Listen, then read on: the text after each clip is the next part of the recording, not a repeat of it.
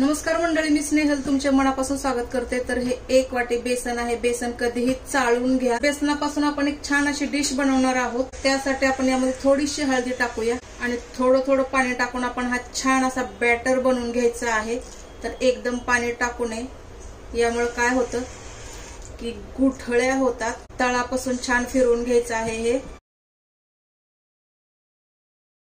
यामध्ये आता एक पण गुठळी दिसणार नाही तुम्हाला। तर 1 वाटी पाणी आपण अगोदर टाकलेलं आहे। तर आपण हे गणपती बाप्पासाठी डिश बनवणार आहोत, जे की गणपती बाप्पांना फार आवडते। हळदीमुळे काय होतं की पिवळा धमक असा कलर येतो, दिसण्यासाठी फार छान दिसतं। ते असं बीब्स न मिक्स करायचं, जेणेकरून काय होते की गुठळ्या यामध्ये राहत नाहीत किंवा लम्स यामध्ये राहत नाहीत, इझिली मिक्स होतं। तर हे बॅटर असं असलं पाहिजे की जे एक सारखं असं खाली पडलं पाहिजे, अशी एकदम धार लागली पाहिजे। तर हे आपलं परफेक्ट बॅटर झालं आहे। साधारण पाव किलो बेसन असेल हे, त्यासाठी आपण हे 1.5 वाटी पाणी यूज केलेलं आहे। या अगोदर पण मी एक व्हिडिओ टाकला होता याचा, तर यामध्ये आपण सोड्याचा वापर केला नव्हता।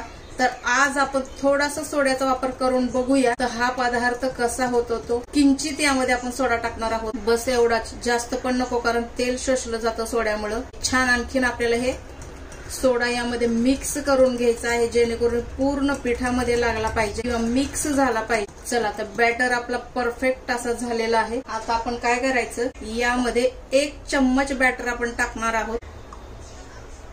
आता हे आपण या फूड कलर आहे, तुम्हाला फूड कलर नसेल टाकायचं तर तुम्ही असंही बनवू शकता। चला, तर हे साईडला ठेवून आपण काय करणार आहोत, चासणी बनवून घेणार आहोत।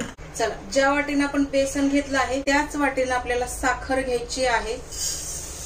अंदाज जर कळत नसेल, त्याच वाटीने आपण अर्धी वाटी पाणी घ्यायचं आहे। साखर जेवढी डीप होईल तेवढंच आपल्याला पाणी घ्यायचं आहे, जास्त पाणी नाही घ्यायचं आहे। आता ही चासणी आपण नॉन स्टॉप फिरवत राहायची आहे। चासणी आपल्याला अशी करायची आहे की त्याची 1 तार झाली पाहिजे, 2 तारी चासणी आपल्याला नाही पाहिजे। चासणी छान उखळली की आपल्याला यामध्ये अर्धा चमच लिंबाचा रस टाकायचा आहे। यामुळे काय होईल, चासणी आपली कडक नाही होणार। गॅस मीडियम करायचा आहे। कधी हा पदार्थ करताना चासणीचं फार महत्व आहे, परफेक्ट असणे फार महत्व आहे। पाण्याचं प्रमाण किंवा साखरेचं प्रमाण हे पण एकदम परफेक्ट असलं पाहिजे। चासणीला लिंबामुळे छान क्रिस्टल सारखा कलर आलेला आहे, तुम्ही बघू शकता। या अगोदर या चासणी कशी होती, तर लिंबामुळे काय होतं, चासणीला एक प्रकारचा छान क्रिस्टल सारखा कलर येतो। दुसरी गोष्ट अशी, चासणी कडक होत नाही। कच्ची चासणी असली तरी पण किंवा कच्चा पाक असला तरी पण हा पदार्थ व्यवस्थित बनणार नाही। वेलची यामध्ये टाकायची आहे, ते वेलची आपण नंतर काढून घ्यायची आहे, किंवा तुम्ही यामध्ये पावडर पण टाकू शकता। चला, तर हा पदार्थ आपला झाला का नाही आपण चेक करायचा आहे। तार टाकून बघायची आहे किंवा मग हाताला लावून आपण चेक करायचं आहे 1 तार होते का। 1 तार झालेली आहे।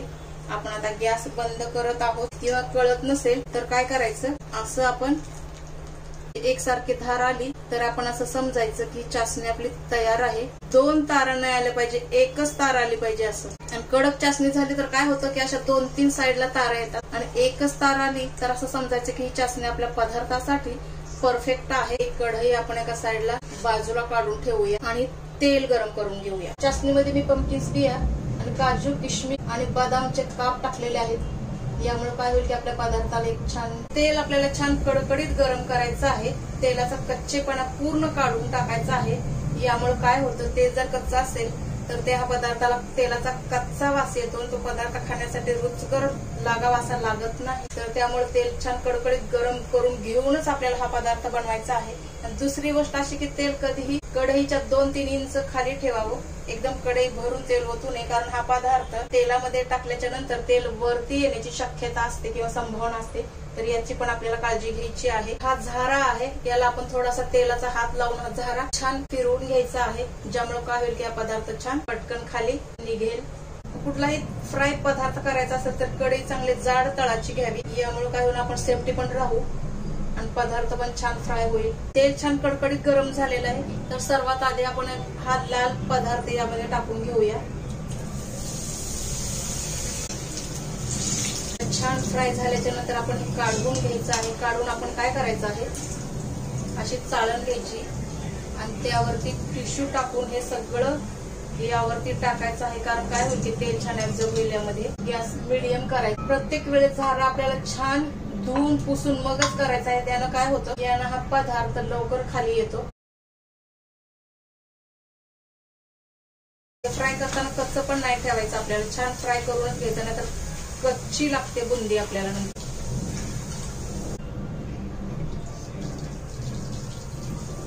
फक्त 1 चम्मच आपण टाकायचा आहे यामध्ये. जास्त जर टाकलं तर हे एकाला एक चिकटतं. पीठ आपण घट्ट पण नाही करायचं आणि पातळ पण नाही करायचं. घट्ट केलं तर हे यामधून झाऱ्यामधून खाली पडणार नाही, आणि पातळ केलं तर आपली बुंदी लांब होईल शेवासारखी. तर तसं पण नका करायचं आपल्याला. एकदम छान गोल गोल बुंदी आपली झालेली आहे. चला आपण आता काढून घ्यायचं आहे. जेव्हा जेव्हा आपण बुंदी बनवू तेव्हा आपल्याला झारा धुवूनच पुसूनच वापरायचं आहे. चला सर्व केल्याच्या नंतर भेटते मी तुम्हाला. चला तर सर्व बुंदी आपली बनवून झालेली आहे. तर त्यासाठी आपल्याला जर समजा चासणीमध्ये बुंदी टाकायची असेल तर चासणी पण थोडीफार गरम असायला हवी. मध्ये मी काजू बदाम, मनुके आणि पंपकिन्स बिया टाकलेल्या आहेत, ज्याने टेस्ट पण छान येईल आणि दिसायला पण थोडी छान दिसत. ही आपली बुंदी गोल गोल बुंदी अशी बनवून तयार आहे. तर एका वाटीमध्ये एवढी सगळी बुंदी झालेली आहे. आपण काय करूया, यामध्ये टाकून. तर गॅस बंदच आहे, गॅस चालू नाही. हे भिजवल्याच्या नंतर 1 तास आपल्याला असंच ठेवून द्यायचं आहे.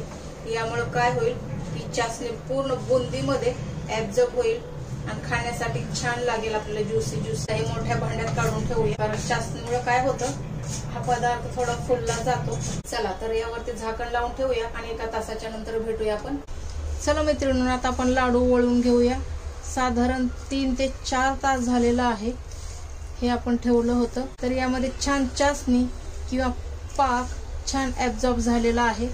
आता आपण याची छान छान गोल गोल लाडू वळून घेऊया. तर जेवढी चासणी आपण बनवली होती तेवढी चासणी याला पुरेशी झालेली आहे.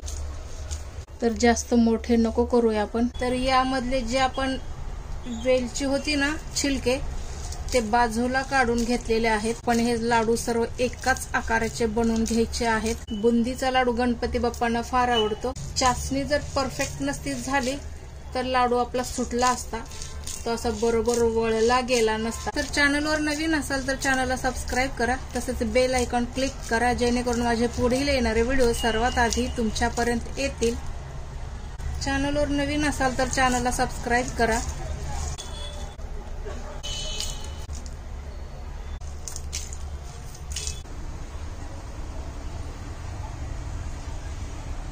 चला तर एका वाटीमध्ये एवढे सगळे लाडू आपल्याला झालेले आहेत. तर आजच्या व्हिडिओमध्ये बुंदीचा लाडू परफेक्टरित्या कसा बनवावा हे आपण आजच्या व्हिडिओमध्ये पाहिलेलं आहे. तर आशा करते की हा व्हिडिओ तुम्हाला नक्कीच आवडला असेल. तर उद्या सकाळपर्यंत हे लाडू आणखीन छान जमले जातील किंवा छान एकदम तयार होतील खाण्यासाठी. आता पण खाऊ शकतो, पण थोडा ओलावा यामध्ये आहे. सकाळी खाण्याचा प्रयत्न करूया. चॅनलवर नवीन असाल तर चॅनलला सबस्क्राईब करा, तसेच बेल आयकॉन क्लिक करा, जेणेकरून माझे पुढील येणारे व्हिडिओ सर्वात आधी तुमच्यापर्यंत येतील. तसेच यूट्यूब, फेसबुक, इंस्टाग्राम, ट्विटर इथे पण फॉलो करायला विसरू नका. तर हे आपण पंपकिन सीड्स लावलेले आहेत. दिसण्यासाठी खूप छान दिसतं, तसेच खाण्यासाठी पण फार हेल्दी आहे हे. चला मंडळी, आजच्या व्हिडिओमध्ये आपण मोत्यासारखी गोल गोल बुंदी पाडून झटपट लाडू कसे बनवावे आणि ते पण परफेक्ट मेजरमेंट सह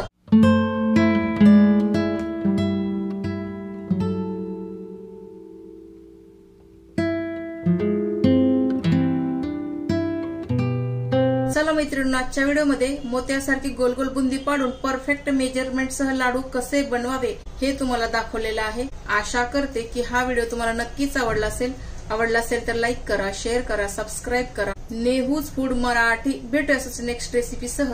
तोपर्यंत स्वस्त रहा, मस्त रहा आणि सर्वात महत्वाचं हेल्दी रहा.